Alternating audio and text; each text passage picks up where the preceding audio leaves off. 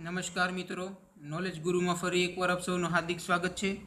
આજનો વિડીયો સામાજિક વિજ્ઞાન પાર્ટ 12 શરૂ કરતાં પહેલાં હું આપ સૌને કહેવા માગીશ કે જો તમે ચેનલમાં નવા હો અને ચેનલને સબસ્ક્રાઇબ કરવાનું બાકી હોય તો ચેનલને સબસ્ક્રાઇબ કરી લેજો અને બાજુમાં આવતા બેલ આઇકન પર ક્લિક કરી લેજો જેથી તમને અમારા આવનારા વિડીયોની નોટિફિકેશન મળતી રહે। તો શરૂ કરીએ આજનો વિડીયો સામાજિક વિજ્ઞાન પાર્ટ 12। સૌથી પહેલા પ્રશ્ન જોઈએ, સોન્ડર્સ હત્યા કેસમાં કોને ફાંસી આપવામાં આવી હતી? બરાબર, સોન્ડર્સ હત્યા કેસમાં કોને ફાંસી આપવામાં આવી હતી? બરાબર, તો ભગતસિંહ, રાજગુરુ અને સુખદેવ આ ત્રણ વ્યક્તિઓને ફાંસી આપવામાં આવેલી। બરાબર, અથવા તો આપણને એવો સવાલ પૂછાય ક્યારે આપવામાં આવેલી, તો 23મી માર્ચ 1931ના રોજ બરાબર ભગતસિંહ, રાજગુરુ અને સુખદેવને ફાંસી આપવામાં આવેલી। આ 23 માર્ચ આપણે શહીદ દિન તરીકે આપણે જે 30 જાન્યુઆરી બરાબર આપણો શહીદ દિન છે, જો ઓપ્શનમાં આપણને શહીદ દિનની તારીખ આપણને પૂછે બરાબર અને ઓપ્શનમાં 30 જાન્યુઆરી ન હોય તો આપણે 23મી માર્ચ છે એ પણ આપણી આન્સર થશે। બરાબર, શહીદ દિન તરીકે આ દિવસને પણ ઉજવવામાં આવે છે। ત્યાર પછીનો પ્રશ્ન જોઈએ, 1857 ભારતનો પ્રથમ સ્વાતંત્ર્ય સંગ્રામ નામનું પુસ્તક કોણે લખ્યું હતું? બરાબર, તો વિનાયક દામોદર સાવરકરે બરાબર એટલે કે વીર સાવરકરે 1857 ભારતનો પ્રથમ સ્વાતંત્ર્ય સંગ્રામ નામનું પુસ્તક લખેલું, વીર સાવરકરે। ત્યાર પછીનો પ્રશ્ન, ભારતમાં ક્રાંતિકારી પ્રવૃત્તિની સૌપ્રથમ શરૂઆત કરનાર કોણ હતા? બરાબર, ભારતમાં ક્રાંતિકારી પ્રવૃત્તિની સૌપ્રથમ શરૂઆત કરનાર વ્યક્તિ કોણ હતા? તો વાસુદેવ બળવંત ફડકે। બરાબર, વાસુદેવ બળવંત ફડકે છે એ પ્રથમ શરૂઆત કરનાર વ્યક્તિ છે બરાબર ક્રાંતિકારી પ્રવૃત્તિની। ત્યાર પછીનો પ્રશ્ન, વિદેશી કાપડની સૌપ્રથમ હોળી કોણે કરી? બરાબર, વિદેશી કાપડની સૌપ્રથમ હોળી કોણે કરી? તો વીર સાવરકરે કરી। આપણો આન્સર થશે વીર સાવરકર કે જેમણે વિદેશી કાપડની સૌપ્રથમ હોળી કરેલી। બરાબર, ત્યાર પછીનો પ્રશ્ન, કોણે લંડનમાં ઇન્ડિયા હાઉસની સ્થાપના કરી? બરાબર, કોણે લંડનમાં ઇન્ડિયા હાઉસની સ્થાપના કરી? તો શ્યામજી કૃષ્ણ વર્માએ લંડન ખાતે ઇન્ડિયા હાઉસની સ્થાપના કરી। ત્યાર પછીનો પ્રશ્ન, શ્યામજી કૃષ્ણ વર્માએ કયું સામયિક શરૂ કર્યું હતું? શ્યામજી કૃષ્ણ વર્માએ કયું સામયિક શરૂ કર્યું હતું? તો ઇન્ડિયન સોશિયાલિસ્ટ નામનું સામયિક શરૂ કરેલું। બરાબર, કોણે? તો શ્યામજી કૃષ્ણ વર્માએ। ત્યાર પછીનો પ્રશ્ન, લંડનમાં ઇન્ડિયન હોમ રૂલ સોસાયટીની સ્થાપના કોણે કરી હતી? બરાબર, લંડનમાં ઇન્ડિયન હોમ રૂલ સોસાયટીની સ્થાપના કોણે કરી હતી? તો શ્યામજી કૃષ્ણ વર્માએ બરાબર લંડનમાં ઇન્ડિયન હોમ રૂલ સોસાયટીની સ્થાપના કરી હતી। ત્યાર પછીનો પ્રશ્ન, શ્યામજી કૃષ્ણ વર્માનું અવસાન ક્યાં થયું હતું? બરાબર, શ્યામજી કૃષ્ણ વર્માનું અવસાન ક્યાં થયું હતું? તો સ્વિટ્ઝરલેન્ડ બરાબર ખાતે શ્યામજી કૃષ્ણ વર્માનું અવસાન થયું હતું, સ્વિટ્ઝરલેન્ડ ખાતે।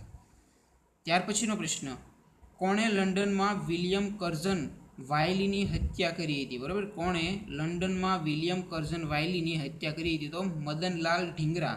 બરાબર, મદનલાલ ઢીંગરા નામના વ્યક્તિએ લંડનમાં વિલિયમ કર્ઝન વાયલીની હત્યા કરી હતી। ત્યાર પછીનો પ્રશ્ન, કોણે સૌપ્રથમ ભારતનો ત્રિરંગી ધ્વજ બનાવ્યો હતો? બરાબર, કોણે સૌપ્રથમ ભારતનો ત્રિરંગી ધ્વજ બનાવ્યો હતો? તો મેડમ ભીખાઈજી કામા દ્વારા ભારતનો સૌપ્રથમ ત્રિરંગી ધ્વજ બનાવવામાં આવેલો। બરાબર, મેડમ ભીખાઈજી કામા। ત્યાર પછીનો પ્રશ્ન, ક્યાં ક્રાંતિવીરે વિદેશમાં ભારતીયો માટે શિષ્યવૃત્તિની વ્યવસ્થા કરી હતી?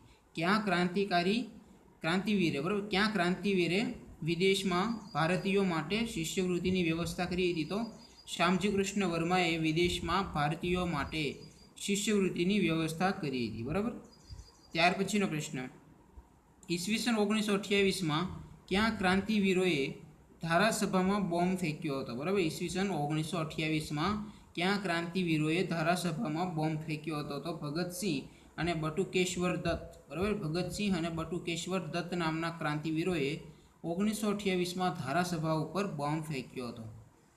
ત્યાર પછીનો પ્રશ્ન, ગાંધીજીની માતાનું નામ જણાવો? બરાબર, ગાંધીજીની માતાનું નામ જણાવો? તો પુતળીબાઈ। બરાબર, ત્યાર પછી ગાંધીજીની આત્મકથાનું નામ જણાવો? તો ગાંધીજીની આત્મકથાનું નામ છે સત્યના પ્રયોગો। બરાબર, ગાંધીજીની આત્મકથાનું નામ છે સત્યના પ્રયોગો। ત્યાર પછીનો પ્રશ્ન, ગાંધીજીની સમાધિ ક્યાં આવેલ છે? બરાબર, અને એ ક્યાં નામે ઓળખાય? આપણને આ સવાલ પૂછાય કે ગાંધીજીની સમાધિ ક્યાં આવેલ છે? તો દિલ્હી ખાતે આવેલ છે। અને ગાંધીજીની સમાધિ ક્યાં નામે ઓળખાય છે? તો રાજઘાટના નામે ઓળખાય છે। બરાબર, ત્યાર પછીનો પ્રશ્ન,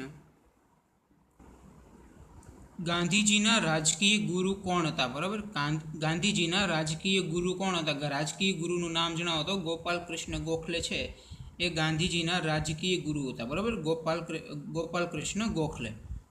ત્યાર પછીનો પ્રશ્ન, ગાંધીજીના આધ્યાત્મિક ગુરુ કોણ હતા? તો આપણો આન્સર થશે શ્રીમદ રાજચંદ્ર. બરાબર, રાજકીય ગુરુ પૂછે તો ગાંધીજીના રાજકીય ગુરુ છે ગોપાલ કૃષ્ણ ગોખલે, અને ગાંધીજીના આધ્યાત્મિક ગુરુ કોણ હતા એવો સવાલ પૂછે તો શ્રીમદ રાજચંદ્ર છે એ આધ્યાત્મિક ગુરુ હતા. ત્યાર પછીનો પ્રશ્ન, ગાંધીજી દક્ષિણ આફ્રિકાથી ભારત કઈ સાલમાં પરત આવ્યા? બરાબર, ગાંધીજી દક્ષિણ આફ્રિકાથી ભારત પરત કઈ સાલમાં આવ્યા? તો 1915માં. બરાબર, ગાંધીજી દક્ષિણ આફ્રિકાથી ભારત પરત આવે છે 1915માં. આપણને એવો સવાલ પૂછે કે ગાંધીજી દક્ષિણ આફ્રિકાથી પરત આવ્યાની શતાબ્દી ક્યારે ઉજવવામાં આવી? તો 2015માં. બરાબર, અને ક્યારે પરત આવ્યા? તો 1915માં. ત્યાર પછીનો પ્રશ્ન, ગાંધીજીએ અમદાવાદમાં સૌપ્રથમ કયો આશ્રમ સ્થાપ્યો? બરાબર, ગાંધીજીએ અમદાવાદમાં સૌપ્રથમ કયો આશ્રમ સ્થાપ્યો? તો સત્યાગ્રહ આશ્રમ. બરાબર, ગાંધીજીમાં સૌપ્રથમ આશ્રમ સ્થાપે છે સત્યાગ્રહ આશ્રમ. ક્યારે? તો 1915માં. બરાબર, ગાંધીજીએ અમદાવાદમાં સૌપ્રથમ સ્થાપેલો આશ્રમ છે સત્યાગ્રહ આશ્રમ. બરાબર, ક્યારે સ્થાપના કરે છે સત્યાગ્રહ આશ્રમની? તો 1915માં. ત્યાર પછીનો પ્રશ્ન, ગાંધીજીનો ભારતમાં સૌ પ્રથમ સત્યાગ્રહ કયો? બરાબર, ગાંધીજીનો ભારતમાં પ્રથમ સત્યાગ્રહ કયો હતો? ચંપારણ સત્યાગ્રહ. બરાબર, ક્યારે થયેલો? 1917માં થયેલો. ત્યાર પછીનો પ્રશ્ન, ગાંધીજીનો ગુજરાતમાં પ્રથમ સત્યાગ્રહ કયો?